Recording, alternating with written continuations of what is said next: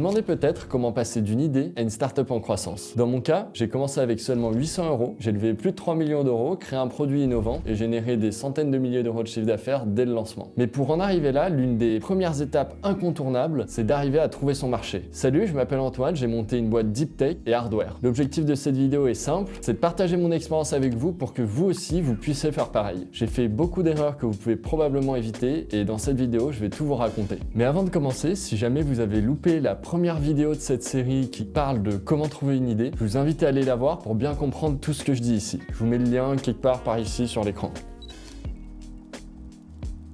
Aujourd'hui, on va parler d'une étape essentielle qui est comment valider son concept auprès d'un marché. C'est une étape qui prend souvent beaucoup de temps et beaucoup d'itérations. Reposons un peu de contexte. À ce stade, vous avez une idée de projet. Cette idée a un ancrage plutôt profond et elle vous tient à cœur. Mais vous vous demandez sûrement comment la tester pour pouvoir voir si vous pouvez créer une entreprise viable et durable à partir de celle-ci. En réalité, personne ne peut savoir si vous êtes sur le bon chemin. Vous serez toujours dans un état de doute et de remise en question permanent. C'est pour ça que l'une des qualités indispensables pour un entrepreneur, c'est la détermination. Plus votre projet est ancré en vous, pour des raisons personnelles ou émotionnelles profondes, plus cette détermination deviendra une source d'énergie pour vous. Elle vous permettra de continuer là où d'autres abandonneraient plus facilement. Être entrepreneur, c'est accepter des hauts très hauts et des bas très bas. C'est savoir tenir dans la durée malgré des moments de doute et de remise en question. En réalité, je connais aucun entrepreneur qui ne se soit pas profondément remis en question à des moments clés du projet. C'est un peu comme un sportif de haut niveau. Il va à l'entraînement tous les jours, même si parfois il a une baisse de motivation. Il sait qu'il va pas battre son record, mais par contre, il continue avec persévérance et il repousse ses limites physiques et mentales à chaque fois. Moi, par exemple, j'ai vécu ce genre de doute dès l'origine du projet et j'ai réussi à transformer ces incertitudes en opportunités pour faire évoluer la boîte vers un modèle plus viable et durable. Mais pour vous expliquer plus en détail, il faut que je revienne à l'origine du projet. En 2018, j'étais très investi dans le milieu événementiel et je voulais aussi créer une start-up. Je réfléchissais à des domaines ou des produits qui n'avaient pas eu d'innovation depuis un certain moment et c'est là que j'ai remarqué quelque chose. Mes amis et moi avions perdu une partie de l'audition progressivement parce qu'on ne se protégeait pas en concert. Pourtant, les protections auditives étaient disponibles partout, gratuitement, mais on avait tous une bonne raison de ne pas les utiliser. Elles étaient inconfortables, elles isolaient trop, manque de style ou tout simplement on se sentait pas concerné par le risque auditif. C'est comme les accidents de voiture ou les maladies. On pense toujours que ça n'arrive qu'aux autres jusqu'au jour où ça nous touche de plus près. Un été, l'un de mes meilleurs amis se préparait pour passer sur scène à Toulouse. Il faisait grand soleil,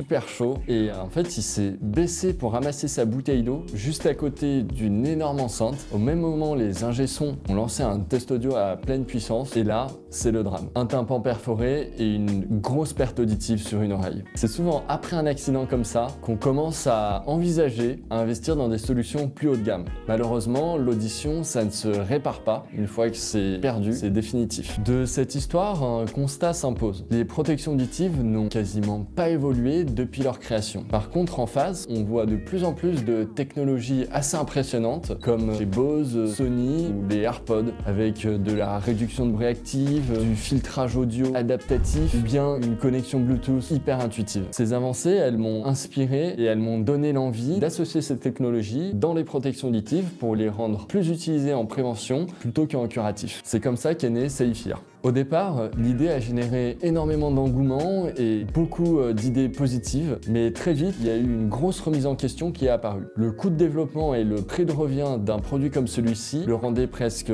inaccessible pour les utilisateurs que j'envisageais. Concrètement, les festivaliers ou les gens qui étaient sur scène allaient devoir payer plus de 1000-1500 € pour un produit technologique comme celui-ci. À ce moment-là, le doute s'est installé et je voyais plus vraiment comment mon projet il pouvait tenir debout. Malgré ces incertitudes, j'ai continué à participer à des concours et à parler du projet un maximum, mais cette fois avec une autre approche, celle de présenter aussi mes doutes et les limites que j'avais identifiées. C'était une période assez incertaine avec beaucoup de flou, mais ces échanges, ils m'ont permis de mieux comprendre les attentes et les besoins du marché. Avec le temps, j'ai eu plusieurs retours qui me suggéraient d'aller voir d'autres types d'utilisateurs, des gens auxquels on n'avait pas du tout pensé, qui avaient un besoin un petit peu différent, mais clairement beaucoup plus de budget budget à investir sur des solutions comme celle-ci. Peu à peu, la confiance et l'énergie sont revenues. L'image de l'entrepreneur parfait qui ne doute jamais de lui est un mythe. La réalité, c'est que pour réussir, il faut avoir des ancrages profonds, mais aussi une vraie capacité à se remettre en question. Et pour évoluer, il n'y a pas de secret. Il faut multiplier les échanges avec des utilisateurs intéressés et faire évoluer son offre en fonction des retours.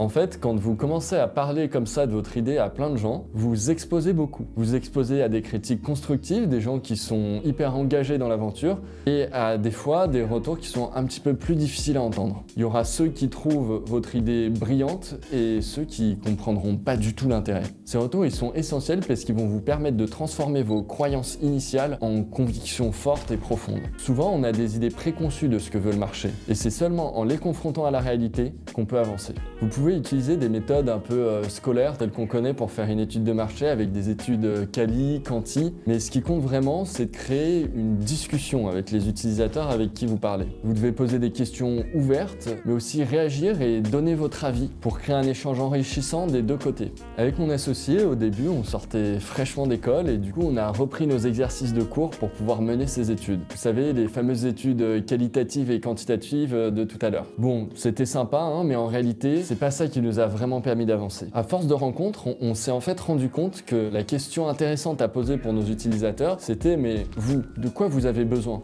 Et ça, en réalité, l'utilisateur, il sait pas forcément répondre. Parfois, il va même dire qu'il a besoin de rien. Donc ce qui est intéressant, c'est de poser des questions, de tendre quelques perches pour voir comment il réagit. De cette manière, on a exploré plein de secteurs. Le marché du sport, de la musique, de la sécurité, des orchestres, jusqu'à finir par l'industrie. Et tout ça, ça m'a pris un an. Par exemple, j'ai discuté un jour avec une violoniste qui était assise dans son orchestre, juste devant les cuivres. En fait, le problème, c'est que du coup, elle avait un instrument à plein volume juste derrière elle qui lui détruisait les tympans. Du coup, elle avait besoin d'un écouteur qui lui réduise le volume de l'instrument qui était juste derrière elle, tout en ayant la possibilité de continuer à entendre le reste. Sans une solution parfaitement adaptée, en fait, elle risquait de compromettre sa carrière à long terme. De la même manière, on a aussi interviewé des gens dans la sécurité et cette fois, eux, ils avaient besoin d'être complètement isolés des bruits ambiants. Par contre, ils devaient pouvoir parler les uns avec les autres en temps réel et être connectés en permanence. En creusant, je me suis vite rendu compte que chaque typologie de marché et même d'utilisateurs dans ces marchés avait des besoins très différents et qu'il serait impossible de tout rassembler dans un seul produit. Du coup, il a fallu faire un choix. On a regardé là où il y avait le plus de potentiel et là où il y avait les développements les plus simples à réaliser dans un premier temps. Le choix, il s'est finalement porté sur l'industrie. Là-bas, la demande était claire. Il y a l'obligation de porter des protections auditives en permanence à partir d'un certain niveau de bruit ambiant. Ces protections auditives, elles fonctionnent tellement bien qu'elles isolent complètement les opérateurs et ça les empêche de communiquer 8 heures par jour. Ça, c'est un gros problème. Il faut imaginer des environnements extrêmement bruyants comme des papeteries, des usines de métallurgie où il y a en permanence des risques et un besoin de productivité, un besoin d'efficacité assez intense. Or, être isolé 8 heures par jour avec des protections auditives, ça fait en fait baisser la productivité et ça rajoute des risques sur la sécurité. Résultat, dans une situation où un opérateur doit alerter un autre d'un danger imminent, ils sont obligés de retirer la protection auditive et donc de s'exposer à des risques. Parfois, ils utilisent d'autres méthodes comme le langage des signes ou bien tout simplement se crier dessus. Je me souviens d'un utilisateur qui m'a dit quelque chose de très marquant. On a besoin de pouvoir communiquer sans retirer sa protection auditive. On ne devrait pas avoir à choisir entre rester protégé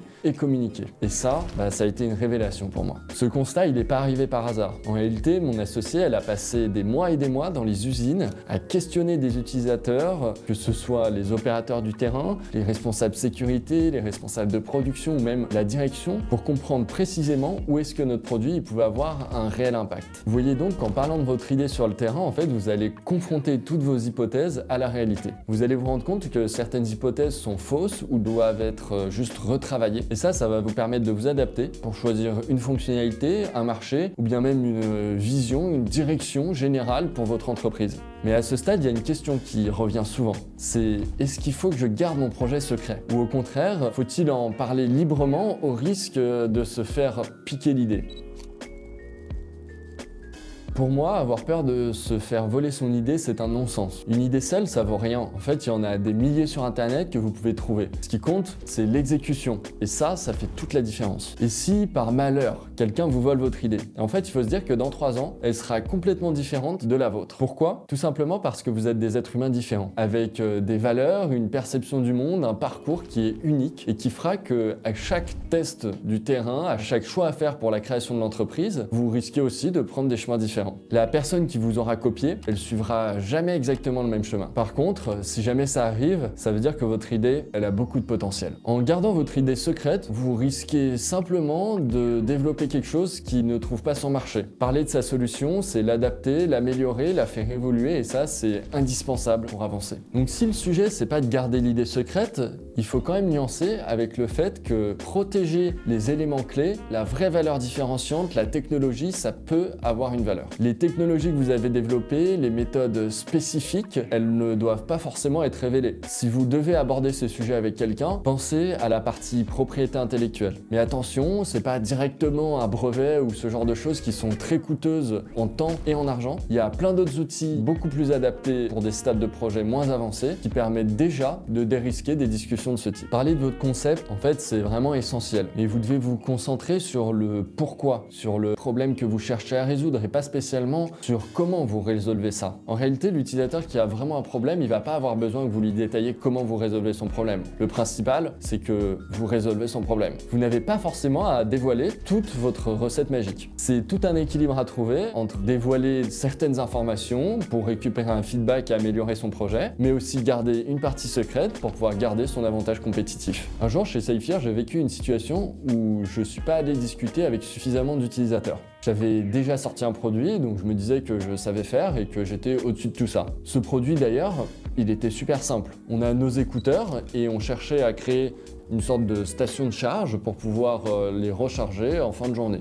Technologiquement, il n'y avait pas de révolution majeure. Par contre, en termes d'usage, c'était potentiellement un petit peu compliqué. Où est-ce que les responsables d'usine, ils allaient déposer cette station de charge? Est-ce que les utilisateurs, ils devaient charger chez eux ou bien dans le vestiaire? Comment intégrer ce produit dans une usine qui a déjà des processus bien établis? On a essayé de se mettre à la place des utilisateurs. Des ouvriers qui sont en usine, qui n'ont pas forcément le temps de faire des manipulations complexes, qui sont souvent équipés avec des lunettes, un casque, des gants, des chaussures de sécurité, une blouse. Le système qu'on devait créer, il devait être fluide et intuitif. Il ne devait pas rajouter une charge mentale supplémentaire pour l'utilisateur. Donc on s'est dit qu'on allait faire un casier suffisamment large pour que l'utilisateur puisse passer sa main gantée directement en sortie de vestiaire pour pouvoir attraper le produit en 1 seconde et puis attaquer sa journée. Résultat, on s'est retrouvé à créer une armoire énorme. Elle servait à recharger seulement 4 produits. Elle était hyper lourde, elle nous coûtait très cher, elle était encore plus chère à la vente et pas du tout pratique. Pourtant, on avait tout bien imaginé avec des LED, des aimants pour que ce soit facile à utiliser. Finalement, on en a vendu 2 et on a dû tout reprendre à zéro. En fait, notre station de charge, elle aurait peut-être pu convenir si on vendait 2 ou 4 oreillettes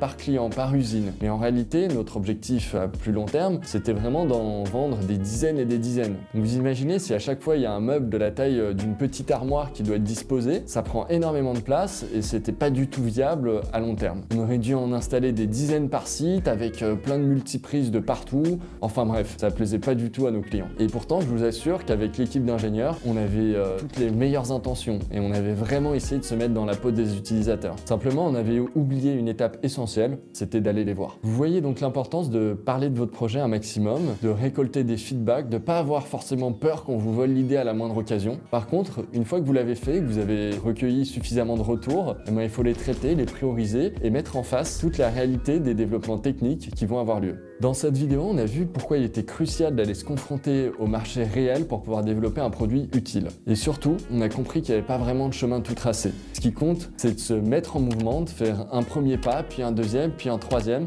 et la machine, elle va se mettre en route. Et dans la prochaine vidéo, on va parler de comment utiliser tous ces retours terrain pour faire un vrai prototype. Merci à tous pour votre écoute, je vous dis à bientôt.